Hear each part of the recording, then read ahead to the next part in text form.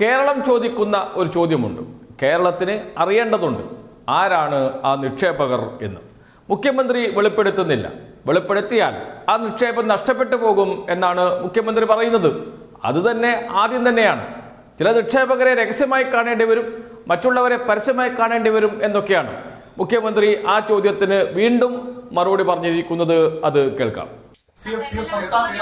സംസ്ഥാനത്തിന്റെ മുഖ്യമന്ത്രി ഒരു നിക്ഷേപകരാണ്, ഗ്രൂപ്പിനെ കാണാൻ വേണ്ടി കൊച്ചിയിലേക്ക് പോകുന്നു. അത് രഹസ്യയാത്രയാണ്. അല്ലെങ്കിൽ എന്തുകൊണ്ട് നിക്ഷേപകർക്ക് മുഖ്യമന്ത്രി ഉള്ളിടത്തുനിന്ന് കാണാൻ പറ്റും? അല്ല, രഹസ്യമായി ചിലരെ കാണേണ്ടി വരും, അല്ലാതെയും കാണേണ്ടി വരും. ചിലപ്പോൾ മുഖ്യമന്ത്രിയെ ഇവിടെ വന്ന് കാണും. ഞാൻ അന്ന് വൈകുന്നേരം എറണാകുളത്തുള്ളതുകൊണ്ട് എറണാകുളത്ത് കാണാമെന്ന് പറഞ്ഞാൽ ഇതൊക്കെ നമ്മൾ കഴിഞ്ഞ പ്രാവശ്യം പറഞ്ഞ അവസ്ഥ. ഇതൊക്കെ കഴിഞ്ഞ പ്രാവശ്യം I have made it very clear. ഇനി വേണ്ട വേറെ ഒന്നും. മുഖ്യമന്ത്രി അങ്ങോട്ട് പോയി കണ്ട, അതും ഹെലികോപ്റ്റർ എടുത്ത് വളരെ തിരക്കെട്ട് പോയി കണ്ട നിക്ഷേപകരാണ്. ചെറിയ ആളായിരിക്കാൻ സാധ്യതയില്ല. ഇന്ത്യയിലെ തന്നെ ഏറ്റവും വലിയ നിക്ഷേപക കമ്പനികളാകാം, ഇന്ത്യയിലെ തന്നെ ഏറ്റവും വലിയ കമ്പനികളാകാം, അതല്ലെങ്കിൽ ഇന്ത്യക്ക് പുറത്തുള്ള വിദേശത്തുള്ള കമ്പനികളാകാം. അത് ഏതാണ് എന്ന് ഇതുവരെയും മുഖ്യമന്ത്രി പറഞ്ഞിട്ടില്ല, പറയാൻ സാധ്യതയുമില്ല.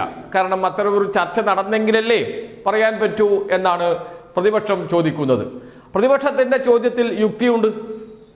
മുഖ്യമന്ത്രിയാണ്, എവിടെ പോയാലും പോലീസിൻ്റെ സംരക്ഷണം വേണം, ഇന്റലിജൻസ് റിപ്പോർട്ട് വേണം, മുഖ്യമന്ത്രി സന്ദർശിക്കുന്നതിന് മുമ്പ് അവിടെ പരിശോധന നടത്തണം, നേരത്തെ തന്നെ പോലീസ് അവിടെ എത്തണം, മുഖ്യമന്ത്രിയെ ആരൊക്കെ കണ്ടു, എവിടെ വെച്ച് കണ്ടു എന്നൊക്കെ രേഖകളാണ്. ഇതിനൊക്കെ രേഖകളുണ്ട്.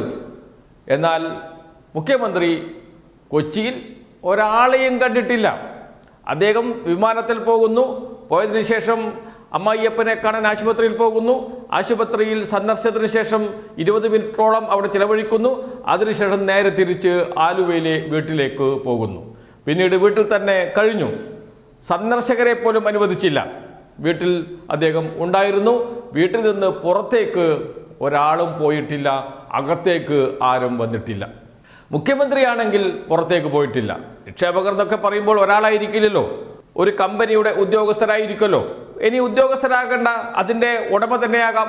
എങ്കിലും അദ്ദേഹത്തിൻ്റെ കൂടെ 1-2 ഉദ്യോഗസ്ഥർ കൂടെ ഉണ്ടാകുമല്ലോ. മുഖ്യമന്ത്രിയുമായിട്ടുള്ള ചർച്ചയാണ്. വളരെ കാര്യമാത്ര പ്രസക്തമായ കാര്യങ്ങൾ മാത്രമേ ചർച്ചയ്ക്ക് വരാൻ സാധ്യതയുള്ളൂ. അതോടൊപ്പം തന്നെ ഇത്ര വലിയ നിക്ഷേപകരുമായി കൂടിക്കാഴ്ച നടത്തുമ്പോൾ ഉദ്യോഗസ്ഥരും കൂടെ വേണ്ടേ? ചീഫ് സെക്രട്ടറി വേണ്ടേ? അല്ലെങ്കിൽ ഏത് വകുപ്പിലാണ് നിക്ഷേപം നടത്താൻ ഉദ്ദേശിക്കുന്നത് അതിൻ്റെ സെക്രട്ടറി വേണ്ടേ? ഏറ്റവും മിനിമം മുഖ്യമന്ത്രിയുടെ സെക്രട്ടറി IAS കാരനായ രത്തൻ യു കേൽക്കർ വേണ്ടേ? ആരുമില്ല. അദ്ദേഹം ഒറ്റയ്ക്ക് ചർച്ച നടത്തി എന്നാണ് അദ്ദേഹം പറയുന്നത്. ഇങ്ങനെയൊക്കെ ഒരു ചർച്ച നടക്കുമോ? എന്തിനാണ് ഇങ്ങനെ കള്ളം പറയുന്നത്? എന്തിനാണ് ഇങ്ങനെ സ്വയം കൊച്ചാകുന്നത്? എന്തിനാണ് ജനങ്ങളുടെ മുന്നിൽ നാണക്കേടുണ്ടാക്കുന്നത്? കേരളത്തിന് തന്നെ അപമാനമാകുകയാണ് ഇങ്ങനെ എന്തും വിളിച്ചു പറയുന്ന മുഖ്യമന്ത്രി, കള്ളം പറയുന്ന മുഖ്യമന്ത്രി. അതേക്കുറിച്ച് മാധ്യമപ്രവർത്തകർ ചോദിച്ചു, മുഖ്യമന്ത്രി കള്ളം പറയുകയാണോ എന്ന്. അപ്പോൾ പറഞ്ഞത്, കഴിഞ്ഞ 6 മാസം തെരഞ്ഞെടുപ്പിന് മുമ്പ് എന്നെക്കുറിച്ച് പ്രത്യേക വെബ്സൈറ്റ് തന്നെ തയ്യാറാക്കിയിരുന്നു കള്ളം എന്ന് പറഞ്ഞുകൊണ്ട്.